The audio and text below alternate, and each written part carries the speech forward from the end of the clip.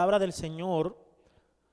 Aconteció que en el año cuarto del rey Darío vino palabra de Jehová a Zacarías a los 4 días del mes noveno, que es Quisleu, cuando el pueblo de Betel había enviado a Sarecer con Regem-Meleb y sus hombres a implorar el favor de Jehová y hablar a los sacerdotes que estaban en la casa de Jehová de los ejércitos y a los profetas diciendo: lloraremos en el mes quinto, haremos abstinencia como hemos hecho ya algunos años. Vino pues a mí palabra de Jehová de los ejércitos diciendo: habla a todo el pueblo del país y a los sacerdotes diciendo: cuando ayunasteis y llorasteis en el quinto y en el séptimo mes, estos 70 años, ¿habéis ayunado para mí? Y cuando coméis y bebéis, ¿no coméis y bebéis para vosotros mismos? ¿No son estas las palabras que proclamó Jehová por medio de los profetas primeros, cuando Jerusalén estaba habitada y tranquila, y sus ciudades a sus alrededores, y el Negueb y la Cefela estaban también habitados? El Señor añada bendición, mis hermanos, a su palabra en esta mañana. A veces, como cristianos, solemos pensar, mis hermanos, que la vida cristiana consiste solamente en venir a la iglesia, pasar un tiempo de oración con los hermanos, cantar alabanza juntos. A veces pensamos que la vida cristiana consiste en venir a la iglesia y estudiar los profetas menores cada 8 días. A veces pensamos que la vida cristiana consiste en tener un tiempo especial de oración en nuestra casa, un tiempo especial de lectura, de estudio de la palabra en nuestra casa. A veces pensamos que la vida cristiana consiste en tener cierta vida religiosa externa o practicar ciertas actividades religiosas externas. Pero eso no es así, mis hermanos. Y no precisamente porque esté mal. ¿O acaso está mal venir a la iglesia? No está mal, mis hermanos. ¿Acaso está mal venir a la iglesia para cantar juntos como hermanos? ¿Acaso está mal venir a la iglesia a estudiar los profetas menores? No está mal. ¿Acaso está mal pasar un tiempo de oración en nuestras casas, pasar un tiempo de ayuno, ya sea de manera, o ya sea poquito o bastante tiempo en ayuno? ¿Está mal? No precisamente, mis hermanos, no está mal. Nada de esto está mal en sí. Cuando todas estas actividades van acompañadas, mis hermanos, de malas motivaciones o motivaciones egocéntricas, es cuando están malas.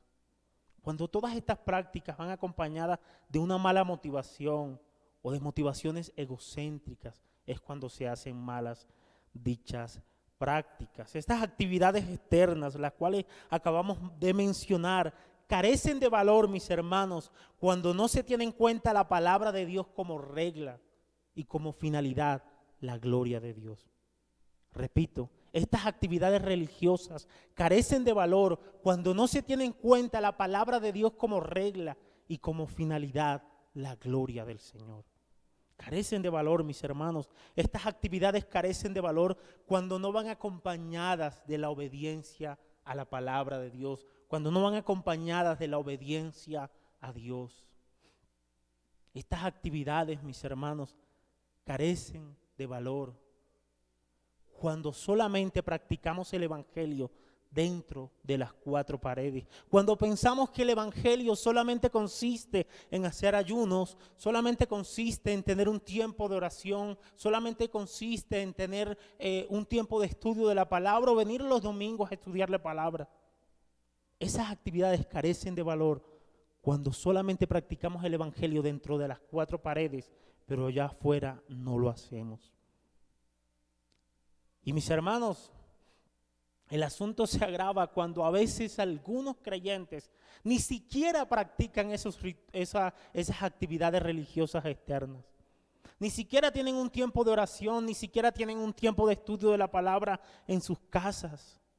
Y cuando alguien no está haciendo esto, mis hermanos, yo le aconsejaría que tuviera una charla urgente con el pastor Edgar, mis hermanos, y esto no lo digo en broma, lo digo en serio.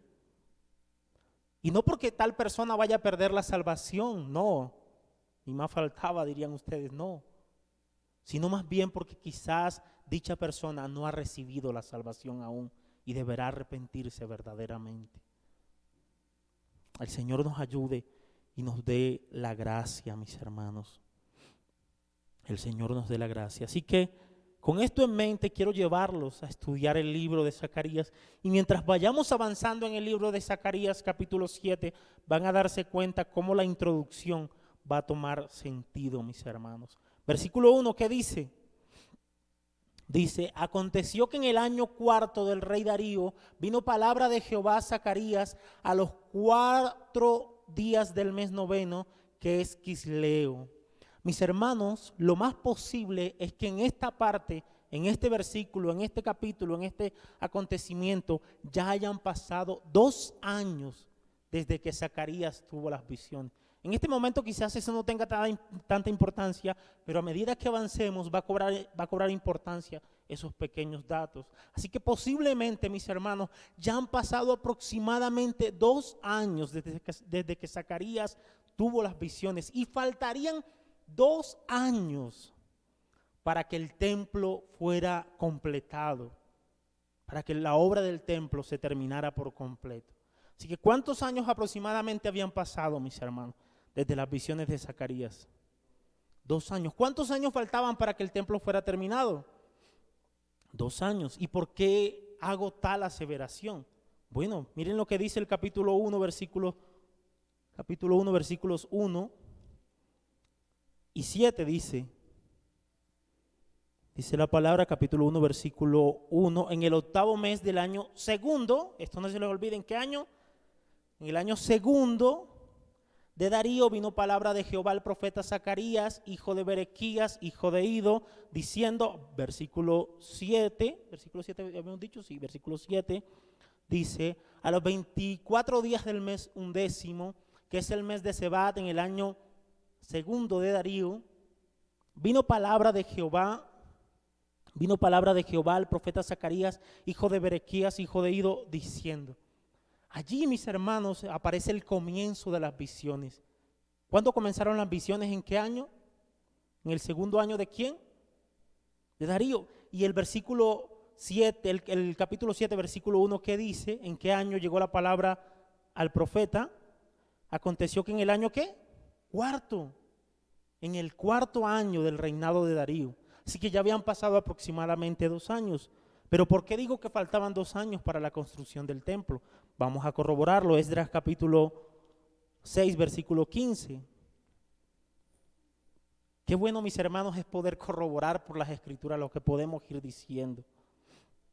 Esdras capítulo 6, después de Segunda de Crónicas. Esdras capítulo 6, versículo 15, dice la palabra: esta casa fue terminada. ¿La cuál casa? Está hablando del templo. Esta casa fue terminada el 3er día del mes de Adar, que era el 6º año del reinado ¿de quién? Del reinado de Darío, mis hermanos. Así que faltaban 2 años para que el templo fuera terminado en su totalidad, mis hermanos.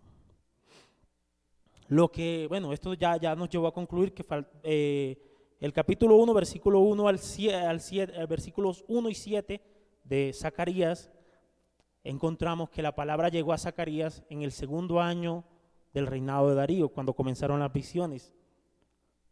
2 años después vino palabra del Señor a Zacarías para hablar algo interesante en el capítulo 7, que lo vamos a ver.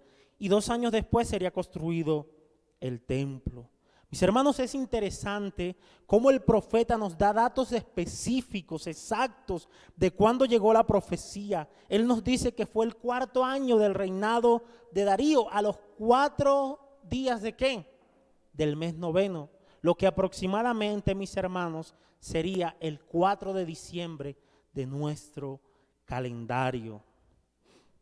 Así que ya hemos visto cuándo llegó la palabra del Señor al profeta, en qué fecha llegó. Es claro, en el 4º año del rey Darío, a los 4 días del mes noveno, que sería aproximadamente el 4 de diciembre. Ahora quiero que veamos, mis hermanos, la ocasión. Ya vimos la fecha, ahora quiero que veamos la ocasión. ¿Qué fue lo que ocasionó, Fiverr? ¿Qué fue lo que hizo que Dios trajera palabra a la vida del profeta Zacarías para que le hablara al pueblo? ¿Qué estaba pasando? ¿Qué fue lo que pasó? Bueno, eso es lo que vamos a indagar en los siguientes versos. Versículo 2. Miren lo que dice. Cuando el pueblo de Betel había enviado a Sarecer con Regem-Melech y sus hombres a implorar el favor de Jehová. Así que, mis hermanos, quiero que miremos este versículo 2 con la pregunta en mente de cuál fue la ocasión, qué fue lo que ocasionó o qué fue lo que pasó, mis hermanos, para que el Señor trajera palabra a la vida del profeta. Bueno, lo que dice la palabra es que el pueblo de Betel había enviado a una delegación a Jerusalén. ¿Qué dice el versículo? Que habían venido unos hombres de Betel a Jerusalén. No dice precisamente Jerusalén, mis hermanos, pero más adelante vamos a encontrar que esos hombres llegaron a la casa de Jehová. ¿Y dónde se encontraba la casa de Jehová? En Jerusalén. Por eso puedo decir que estos hombres llegaron a Jerusalén. ¿Recordarán ustedes, mis hermanos? ¿Recuerdan quién era Betel? ¿Dónde estaba Betel ubicado geográficamente? Eso ya lo estudiamos. ¿Sí lo recuerdan? Gracias, mi hermano Montilla. En el norte de Israel estaba Betel. Y Betel, mis hermanos, era considerada el centro de la idolatría en ese momento, en el pasado. Pero Dios ya había tratado fuertemente con Betel, con las personas que vivían allí. Y al parecer estas personas habían cambiado en algo. Y digo en algo porque por lo menos, mis hermanos, estas personas habían tomado la iniciativa de consultar algo, de ir a Jerusalén y consultar algo a hombres de Dios, a los profetas y a los sacerdotes que habitaban en Jerusalén.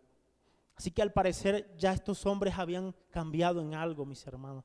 No del todo, porque vamos a ver cómo habían cosas en sus corazones que el Señor necesitaba tratar todavía, cosas que el Señor necesitaba confrontar todavía. Así que allí está el Señor, mis hermanos, obrando de una manera poderosa. Versículo 3.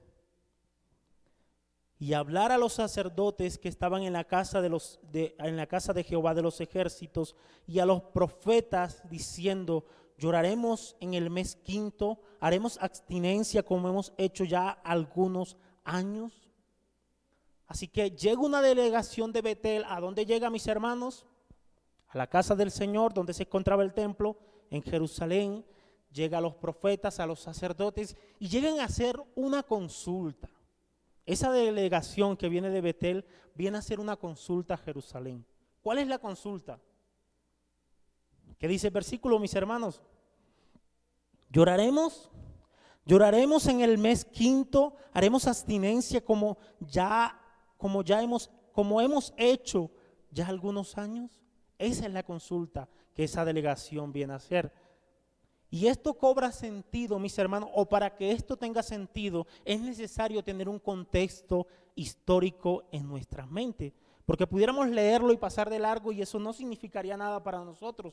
Pero si tenemos un contexto histórico en nuestra mente, estas palabras, esta consulta de la delegación que viene de Betel comienza a cobrar un sentido bien interesante. Y ese contexto histórico se encuentra, mis hermanos, en Segunda de Reyes, y quiero que lo lean rápidamente. Segunda de Reyes, capítulo 25, versículos 8 y 9. Tengo que confesarles, mis hermanos, y tengo que darle gracias al Señor por Comunidad Cristiana Redención, de manera especial por Edgar, por las personas que han estado enseñando, porque cuando años atrás mi costumbre no era leer tantos versículos, pero cuando uno llega a la palabra se da cuenta que bueno, el valor que tiene el poder ir a las Escrituras y el poder corroborar las cosas por las Escrituras. Segunda de Reyes, capítulo 25, versículos 8 y 9. Miren lo que dice. En el mes quinto, ¿qué dice el versículo de Zacarías? Dice: lloraremos en el mes quinto. Ahora vamos a averiguar qué pasó en ese mes quinto.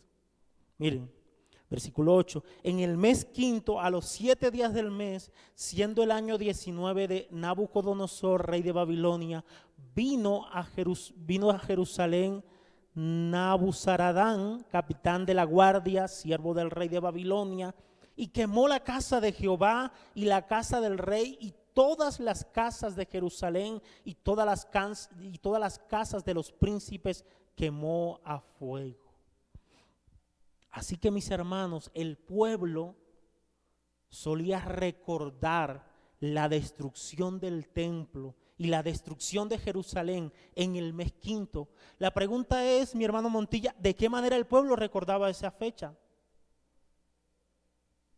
Ayunando, dejando de comer por un tiempo, mis hermanos. Esa era la manera. Y ese ayuno en ese tiempo consistía en llorar.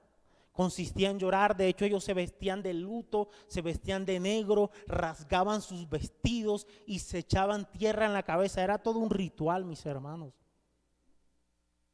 Esa era la manera que ellos hacían para recordar la destrucción del templo. Pero recuerden que ya la obra del templo había avanzado.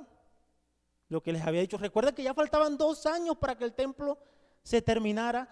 Así que no tenía mucho sentido seguir recordando con dolor, con tristeza, seguir recordando la destrucción del templo, la destrucción de Jerusalén, cuando el templo y Jerusalén ya caminaban hacia su restauración completa.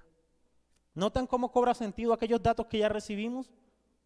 Ya cobran sentido, mis hermanos. Así que ellos celebraban, o más bien celebraban, no, recordaban la destrucción del templo y la destrucción de Jerusalén en el quinto mes. Pero ¿saben algo, mis hermanos? Algo que leí que me pareció muy impactante. Decía alguien, para ellos era más fácil, eso no lo tengo escrito, para ellos era más fácil llorar 5 días y abstenerse de comer que exponerse a los mandamientos de Dios. Tremendo. No era tan difícil para ellos, eran muy religiosos. No era tan difícil llorar, rasgarse los vestidos, echarse tierra sobre la cabeza y hacer todo un ritual. Yo espero que la introducción ya comience a tomar un poco de sentido. Pero sigamos leyendo, mis hermanos. Dice, lloraremos en el mes quinto, haremos abstinencia como hemos hecho ya algunos años. Como lo vamos a ver más adelante, estas personas habían practicado ese ayuno, el quinto mes, durante mucho tiempo, mis hermanos, durante muchos años. La pregunta que viene a mi mente en este momento es, ¿pudiéramos estar haciendo algo durante mucho tiempo y pensar que estamos haciendo las cosas bien? ¿Y pensar que estamos haciendo las cosas como a Dios le agrada? ¿Pudiéramos, mis hermanos? Pudiera pasar. Estas personas, mis hermanos, esta delegación que viene de Betel, tenían cosas que el Señor debía de tratar, pero para ser justo, debemos abonarle algo a esa delegación. ¿Y qué es lo que debemos abonarle a esa delegación, mis hermanos? Que por lo menos vinieron a consultar. Alguien me decía, yo le leía el mensaje anoche a un amigo de Barranquilla, y él me decía, Humber, la pregunta sería, ¿por qué Dios no le había respondido antes? Porque ellos antes no habían consultado a Jehová. No habían consultado al Señor. ¿Cuánto tiempo había pasado sin que ellos consultaran a Jehová de los ejércitos? Ahorita vamos a ver cuánto tiempo había pasado. No me quiero adelantar. Pero tremendo, mis hermanos. Así que hay que abonarle a esta delegación que por lo menos consultaron, fueron a Jerusalén a consultar en cuanto a este asunto, si era sabio seguir practicando estos ayunos en el mes quinto o no era ya necesario, pues el templo sería construido completamente en 2 años. Aplicación, mis hermanos. A manera de aplicación, nosotros debemos buscar la dirección de Dios en su palabra y también en aquellas personas sabias que podrían darnos una dirección bíblica. Mis hermanos, no es una frase de cajón El hermano que se para acá a dar el anuncio y dice, mis hermanos, si alguien necesita algún consejo, ese hermano no lo dice por decirlo, ese hermano lo dice bien en serio, mis hermanos. Cuando dice que si alguien necesita algún consejo, puede acercarse a Edgar o a mí, lo dice bien en serio, mis hermanos. Y no solamente a Edgar o a mí, puede acercarse a cualquier otro hermano o hermana sabia de la iglesia para buscar la dirección bíblica, la dirección del Señor, mis hermanos. En cuanto a esto, Matthew Henry, o la Biblia de estudio de Matthew Henry, dice algo que me parece bien interesante, o algo que puede traer un poco más de luz. Dice, si deseamos conocer la voluntad de Dios en asuntos dudosos, no solo debemos consultar su palabra y a sus ministros, sino buscar su dirección orando con fervor. Los que se interesan por saber qué piensa Dios deben consultar a los ministros de Dios y en caso de duda pedir consejo a quienes tienen como actividad especial escudriñar las Escrituras. Mi hermano, mi hermana, busca a alguien, busca la dirección en una mujer, en un hombre que te hable de la bendita palabra de Dios, que te direccione por la bendita Escritura, por la bendita palabra de Dios, que ella es lumbrera a nuestro camino. Amén, mis hermanos. Ella nos puede guiar verdaderamente. Ella puede traer luz a nuestra mente. Ella puede traer luz en nuestras decisiones. A veces tomamos decisiones alocadamente. A veces tomamos decisiones a la ligera sin consultar la palabra de Dios, sin consultar al ministro de Dios que tiene como actividad especial escudriñar las Escrituras. A veces dejamos pasar eso por alto, pero es importante, mis hermanos, que en las decisiones de nuestra vida podamos tener en cuenta la dirección de Dios, la dirección bíblica. Y que consultemos a tiempo, que no dejemos pasar tanto tiempo, que no vayamos después, cuando ya es demasiado tarde, cuando ya hemos metido, como dicen por ahí, cuando ya la hemos embarrado, cuando ya nos hemos equivocado, cuando ya hemos cometido el error. No vayamos después de tiempo. Vayamos a tiempo a buscar, a consultar la palabra de Dios, a consultar el consejo del Señor. Qué bueno, mis hermanos, que podamos acercarnos a personas que pueden hablarnos con la Escritura y desde la Escritura. Y usted va a poder quedar tranquilo cuando habla con la palabra de Dios. Versículo 4. Dice la palabra: vino pues a mí palabra de Jehová de los ejércitos, diciendo. Mis hermanos, en esta instancia ya sabemos cuál fue la ocasión de la palabra divina dada al profeta. Ya lo sabemos. ¿Cuál fue la ocasión? La venida de una delegación, ¿de dónde? De Betel a Jerusalén. Esa fue la ocasión. Así que Dios aprovechó ese momento para traer palabra a Zacarías, para hablarle a esa delegación, y no solamente a esa delegación, sino al resto del pueblo también. Así que sigamos, mis hermanos. Dios iba a traer una respuesta a esa delegación. ¿Iba a usar a quién? A su profeta. Ese versículo, mis hermanos, que dice, el versículo que dice, estoy en Crónicas, el versículo que dice, se llegó a Zacarías, vino pues palabra de Jehová de los ejércitos diciendo. Eso nos indica, mis hermanos, que la respuesta de Zacarías no iba a ser según su propio parecer, sino según el parecer de quién, según la sabiduría y según el parecer de Dios. Mis hermanos, cuando nosotros hablamos con la palabra, no hablamos según nuestro propio parecer, hablamos según el parecer de Dios. Y Dios sí es sabio. Esto es lo que realmente tiene valor. Versículo 5. Habla a todo el pueblo del país y a los sacerdotes diciendo: cuando ayunasteis y llorasteis en el quinto y en el séptimo mes, estos 70 años habéis ayunado para mí. Qué versículo tan confrontante, mis hermanos. Bien confrontante. La delegación viene a Jerusalén a consultar algo a Jehová, a buscar el favor de Jehová y a consultar a los sacerdotes y a los profetas.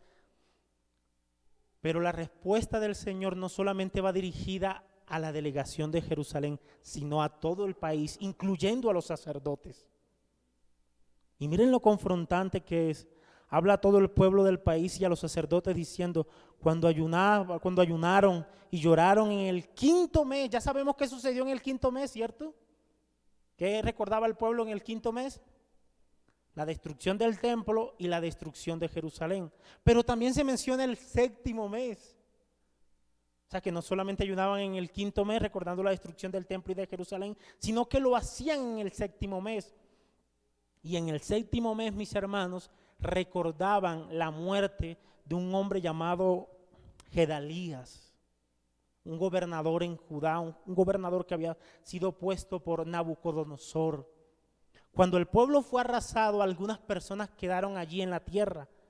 Y esas personas, esos poquitos que quedaron allí, esa gente pobre, esos campesinos que quedaron aún allí, bueno, a esas personas se les puso un gobernador. Y ese gobernador se llamaba Gedalías. Pero vino un hombre llamado Ismael y lo asesinó. Y no solamente lo asesinó a él, sino que asesinó a 80 personas más. Y el pueblo recordaba ese evento, mis hermanos, en el 7.º mes. Y para que veamos ese asesinato, está en Segunda de Reyes, rápidamente.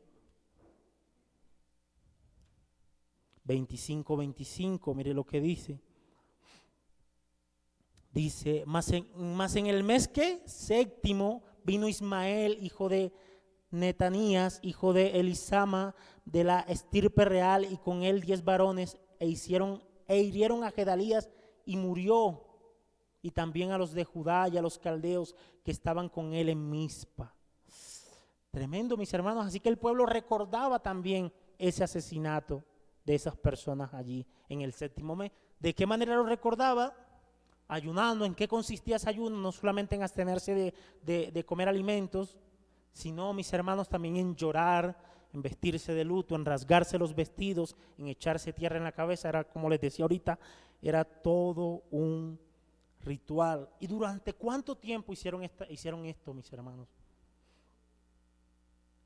Durante 70 años, mis hermanos. Durante 70 años. Impresionante, mis hermanos. 70 años haciendo esto. Y ahorita van a ver lo impactante que es. Yo creo que hay un salmo que expresa la manera en que ellos sufrían en Babilonia cuando ellos hacían estos ayunos. Hay un salmo, vamos a leer ese salmo rápidamente, el Salmo 137. Dice la palabra, mire la manera en que ellos sufrían cuando estaban en Babilonia. Posiblemente era la manera en que ellos hacían estos ayunos también. Junto a los ríos de Babilonia, allí nos sentábamos y aún llorábamos acordándonos de Sión.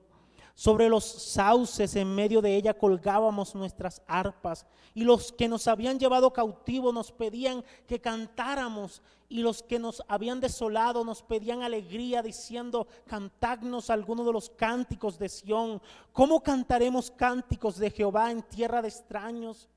Si me olvidare de ti, oh Jerusalén, pierda mi diestra su destreza, mi lengua se pegue a mi paladar, si de ti no me acordare, si no enalteciere a Jerusalén como preferente asunto de mi alegría. Oh Jehová, recuerda contra los hijos de Edom el día de Jerusalén, cuando decían, arrasadla hasta los cimientos, hija de Babilonia, la desolada. Bienaventurado el que te dice, bienaventurado el que te diera el pago de lo que tú nos hiciste.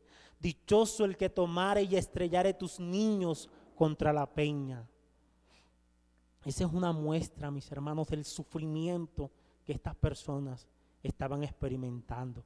Pero vuelvo y repito, para ellos era más fácil llorar, para ellos era más fácil rasgarse los vestidos, para ellos, mis hermanos, era más fácil echarse tierra en la cabeza que exponerse a los mandamientos del Dios vivo del cielo.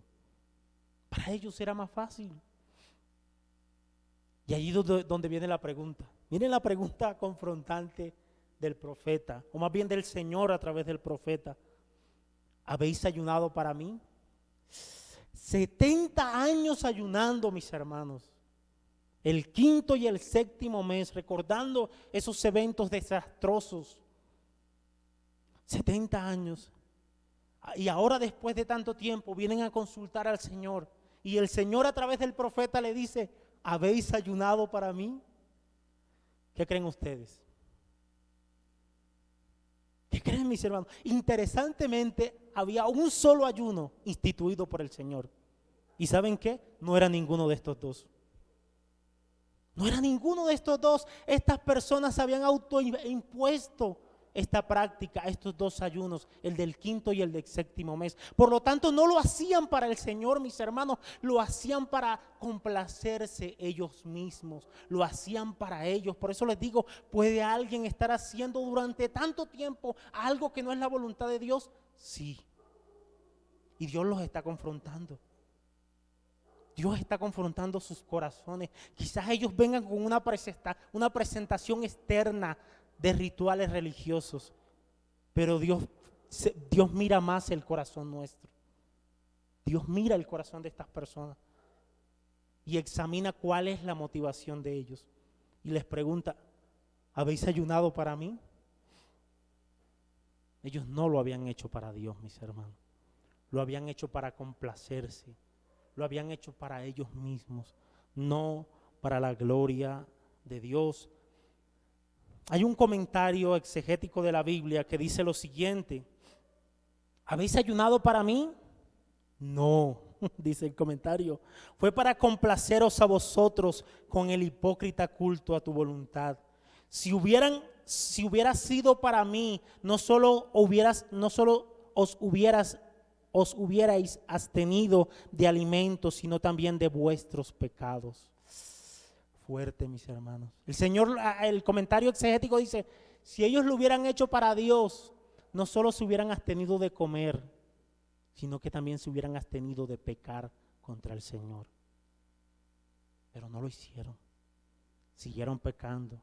Para ellos era más fácil llorar esos días que exponerse, que agradar a Dios, que ser confrontados por la palabra de Dios. Ellos falsamente hicieron del ayuno un fin intrínsecamente meritorio en sí, no un medio para la gloria de Dios en la santificación de ellos. Aplicación, mis hermanos: ¿está mal ayunar? No, para nada. No, siempre y cuando lo hagamos para la gloria de Dios y no para complacernos a nosotros mismos. El ayunar no está mal siempre y cuando lo hagamos para buscar a Dios más intensamente, como lo dice el pastor Sugel Michelén. La idea del ayuno, lo que está allí en el ayuno, mis hermanos, o más bien la idea del ayuno, es que ni siquiera la comida te distraiga para buscar a Dios con más pasión o más intensamente. Pero ¿qué pasa cuando ayunamos para nosotros? Para complacernos a nosotros, porque pudiera pasar como le pasó a este pueblo.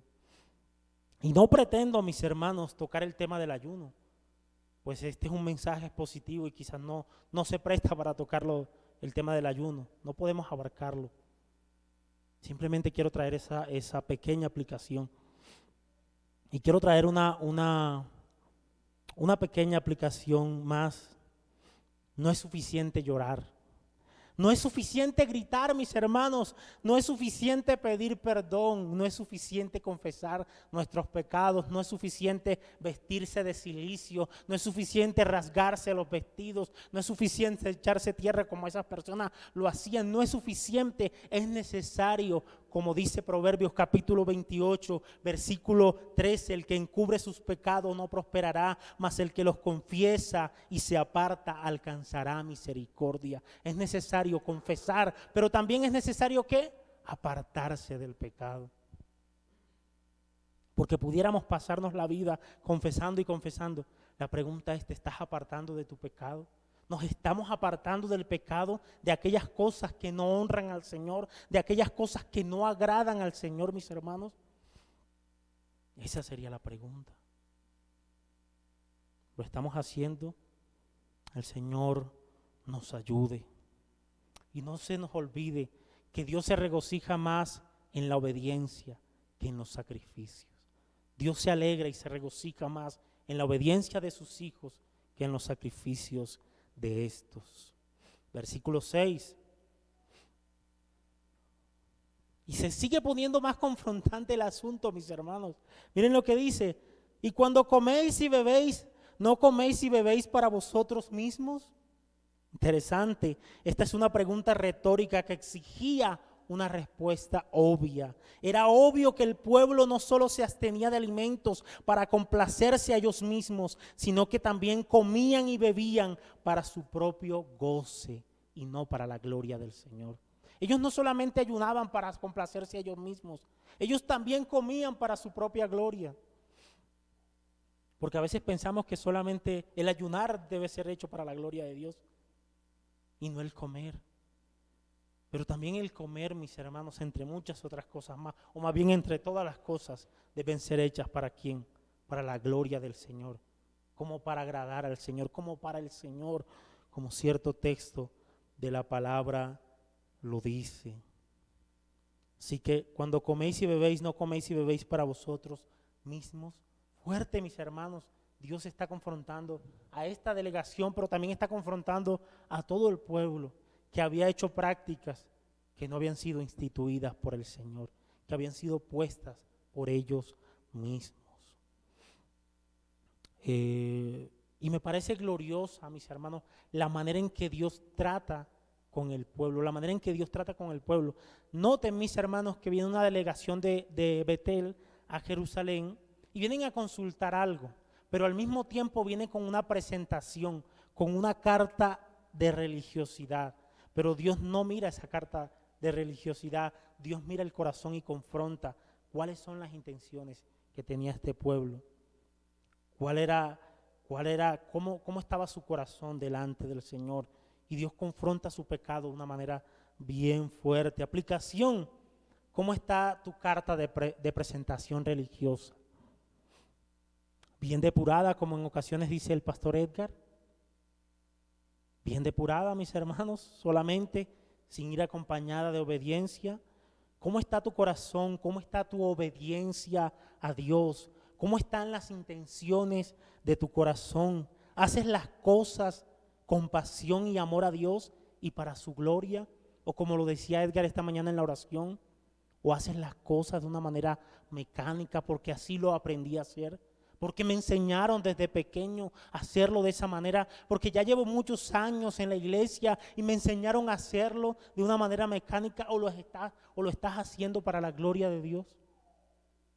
Y esto pareciera que no fuera tan delicado, pero por un asunto como este, mis hermanos, Dios le dice a la iglesia en Éfeso, no recuerdo, creo que es a la iglesia en Éfeso, que va a quitar su candelabro si no se arrepiente, porque ellos habían descuidado su primer amor. Ellos habían dejado de hacer las cosas con amor y pasión para la gloria del Señor. Ellos seguían haciendo las cosas, pero de una manera mecánica. No lo hacían para agradar y glorificar el nombre del Señor. ¿Hacen las cosas para complacerte a ti o para tener una especie de autosuperación personal? No podemos olvidar, mis hermanos, las palabras de Pablo a los hermanos en 1 Corintios, capítulo 10, versículo 31, que dice: si pues coméis o bebéis o hacéis otra cosa, hacedlo todo para la gloria de Dios. Todo, mis hermanos, ya sea que comamos o bebamos, ya sea que nos abstengamos de comer o hagamos cualquier cosa, debemos hacerlo ¿para quién? Para la gloria del Señor. La pregunta es, mis hermanos, ¿cómo está allí nuestro corazón? Porque externamente pudiera estar todo bien depurado, pero ¿cómo están las intenciones? ¿Cómo está nuestro corazón? ¿Lo estamos haciendo realmente para la gloria de Dios? ¿O lo estamos haciendo de una manera mecánica? ¿O lo estamos haciendo buscando un fin egocéntrico, buscando un fin personal? ¿Lo estamos haciendo basado en las reglas de la palabra y con la finalidad de buscar la gloria de Dios? ¿O lo estamos haciendo con otras finalidades? El Señor nos ayude, mis hermanos, y nos dé la gracia. Versículo 7, que dice la palabra: ¿no son estas las palabras que proclamó Jehová por medio de los profetas primeros. Pregunto, mis hermanos, ¿el mensaje que está dando Zacarías es nuevo? No, mis hermanos, ya Dios les había dicho a ellos, ya Dios los había confrontado, ya Dios había confrontado a su pueblo. ¿Y saben qué, mis hermanos? Dios lo hizo a tiempo. Dios lo hizo cuando las ciudades estaban habitadas, cuando el país de Jerusalén estaba próspero. Y Dios no solamente confrontó el reino del norte, Dios confrontó al reino del sur, Dios confrontó a todo el país de Israel, mis hermanos. Y lo hizo a tiempo. Lo hizo a tiempo, lo hizo cuando hay una palabra ahí, el Negev, que es un desierto al sur de Jerusalén.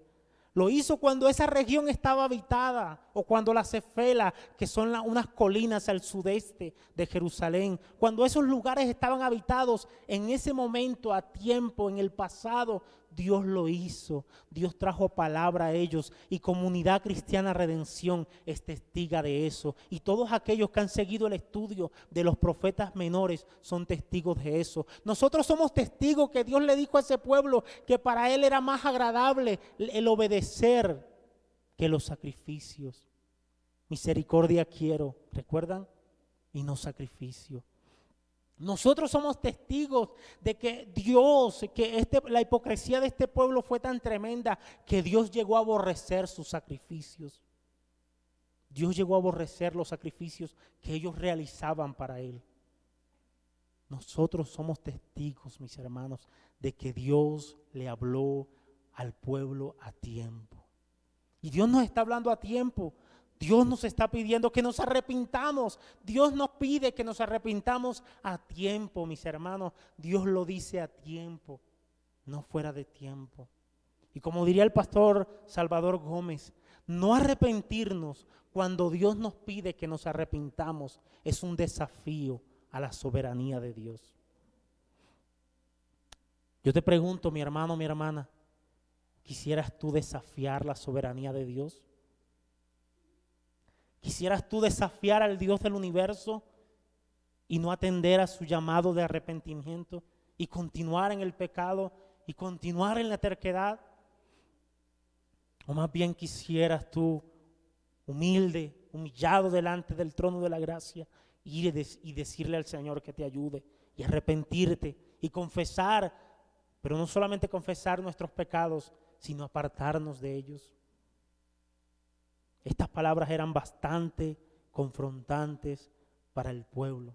El pueblo, mis hermanos, debía recordar las enseñanzas pasadas y responder a ellas en obediencia.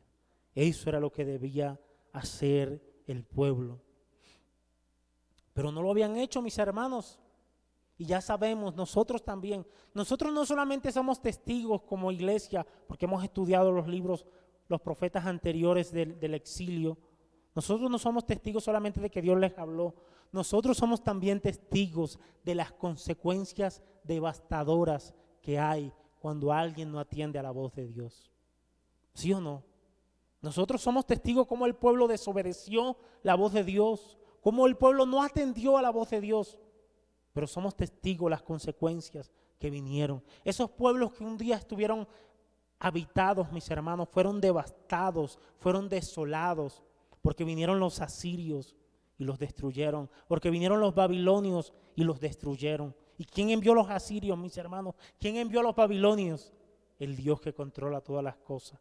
El Dios que dice que Él hace como quiera en los ejércitos de los cielos y en los habitantes de la tierra, y no hay quien detenga su mano, ni quien le diga qué has hecho. Ese fue el Dios que los guió para tratar fuertemente con ellos, pues no se habían arrepentido. Así que a los amigos quiero decirles, a aquellas personas que aún no son creyentes, que hoy nos acompañan o quizás más adelante nos van a escuchar a través de la internet, quiero decirles que no esperen más tiempo para arrepentirse, que se arrepientan ahora, que puedan volverse de su maldad, que puedan poner su fe en Cristo, el único que los puede salvar de la ira venidera que viene sobre esta tierra. Conclusión, mis hermanos, quiero concluir este mensaje llevándolos al libro de Efesios, capítulo 1, versículo 4. Efesios capítulo 1, versículo 4.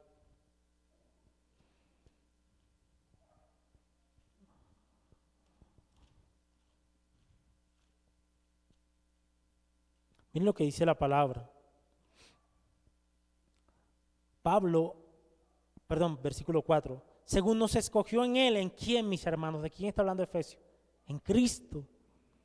Según nos escogió en Él antes de la fundación del mundo, para que fuésemos santos y sin mancha delante de Él.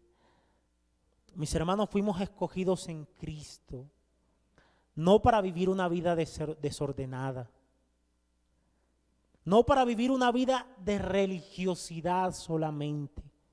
No, mis hermanos, porque hay elementos religiosos que hacen parte de la vida cristiana, pero la vida cristiana no solamente consiste en esos elementos religiosos.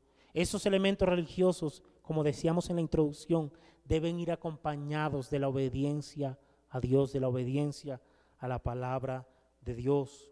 Dios no nos escogió en Cristo para vivir una vida de hipocresía. Fuimos escogidos en Cristo para ser santos y sin mancha delante de Él. No fuimos salvos, escuchen esto, no fuimos salvos por ser santos, pero sí fuimos salvos para ser santos. No fuimos salvos por ser santos, pero sí fuimos salvos por ser santos. No fuimos salvos por buenas obras, mi hermano Fiverr, pero sí fuimos santos para buenas obras, las cuales Dios preparó de antemano para que anduviéramos en ellas. Y hay una gran diferencia entre hacer buenas obras de vez en cuando y en andar en buenas obras. Nosotros como cristianos no somos llamados a hacer buenas obras de vez en cuando, como algunos hacen. Nosotros como cristianos somos llamados a andar en buenas obras todo el tiempo, agradando al Señor y llevando fruto en toda buena obra para la gloria del Señor. Amén, mis hermanos. El Señor les bendiga y les guarde. Padre bueno, gracias por tu bendita palabra que no solamente confrontó la delegación que vino de Betel, no solamente confrontó el país, Señor, de Israel, el reino del sur que se encontraba en ese momento, sino que también confronta nuestros corazones. Señor, examina nuestras motivaciones, examina nuestras intenciones. Ayúdanos a vivir para la gloria de tu nombre. Ayúdanos, Señor, pues no te engañamos a ti, pues tú no puedes ser burlado, pues todo lo que el hombre sembrare, eso recogerá. El que siembra para la carne, dice tu palabra, de la carne segará corrupción, mas el que siembra para el Espíritu, del Espíritu segará vida eterna. Señor amado, ayúdanos a vivir para la gloria de tu nombre. Guárdanos y ayúdanos para dejar de vivir una vida hipócrita, una vida de religiosidad solamente. Ayúdanos a vivir una vida conforme a tu palabra y para la gloria, honra y alabanza de tu precioso y perfecto nombre. Señor, a ti la gloria y a ti la honra, Señor, por los siglos de los siglos. Amén y amén.